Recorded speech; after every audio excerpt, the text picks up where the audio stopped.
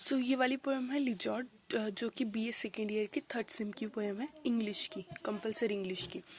और ये पोएम के राइटर है विलियम हेनरी डेविस, द ब्लज डेविस, जो कि एक वेल्श पोएट और राइटर थे। Leisure means time of relaxation, means time pass. और जो विलियम हेनरी डेविस है वो एक वेल्श राइटर और पोएट थे। उन्होंने एक ट्रेन एक्सीडेंट में अपना पैर खो दिया था। उसके बाद उन्होंने राइटिंग स्टार्ट की। उनकी एक सेल्फ पब्लिश बुक थी, फर्स्ट बुक, जिसका नाम था द सोल्स डिस्ट्रॉयर। उसके बाद में वो मोस्ट ऑफ द टॉपिक्स जो उनकी राइटिंग के वो ये होते नेचर और सिंपैथी टुवर्ड्स पुअर पीपल। उनकी जो फेमस वर्क है वो एक रिच एंड पुअर, किंगफिशर और लीजर। ये पोएम में वो हमें नेचर की इम्पोर्टेंस बता रहे हैं और बता रहे हैं कि हमारे पास बिल्कुल टाइम नहीं है कि हम नेचर की ब्यूटी को देख सकें, और अगर हम ऐसा कर रहे हैं तो क्या ये सही है। और वो यहाँ पे नेचर के बहुत सारे ब्यूटीफुल इमेजेस बता रहे हैं हमें, जो कि हम अवॉइड कर देते हैं। तो let's see, what is this life if full of care we have no time to stand and stair.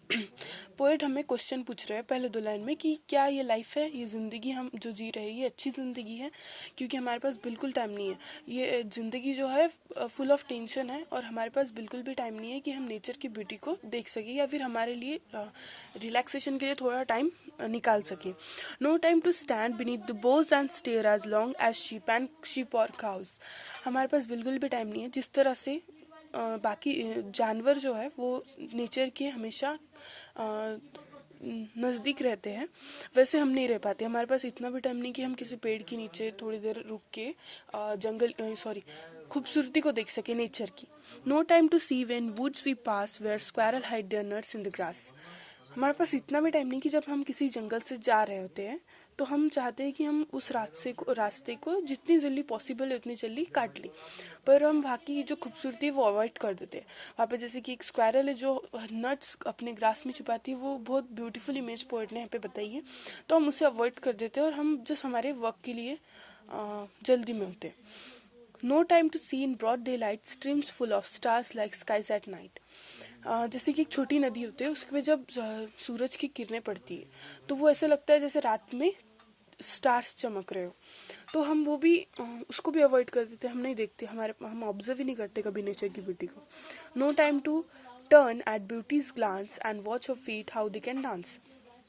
So poet यहाँ पे कंपेयर कर रहे हैं नेचर को एक डांसिंग गर्ल के साथ। जैसे वो अपने लेग्स की पोजीशन चेंज करती है डांस करते वक्त, उसी तरह से हमारा जो नेचर है वो अपनी ब्यूटी को अलग अलग इसमें डिफरेंट व्यूज़ बताता है। जैसे कि उसके सीजन्स चेंज करता है, तो जैसे उसकी हर एक सीजन की जो ब्यूटी होती है वो डिफरेंट होती है। जैसे कि रेनी सीजन की ब्यूटी अलग है और विंटर सीजन की ब्यूटी अलग है, तो वैसे। No time to wait till her mouth can enrich that smile her eyes begin.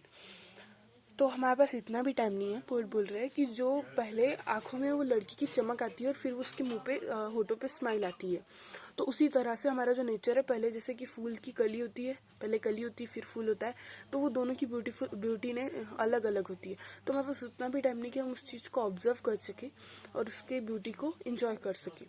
A poor life this if full of care we have no time to stand and stare. ये बहुत ही ज़्यादा poor life है अगर हम life को enjoy नहीं कर पा रहे, नेचर से काफ़ी दूर जा रहे हैं और हमारे पास खुद के लिए टाइम नहीं है, टाइम ऑफ रिलैक्सेशन के लिए टाइम नहीं है। तो ये वर्ड बोलना चाहते थे ये वाले पंप से। Thank you.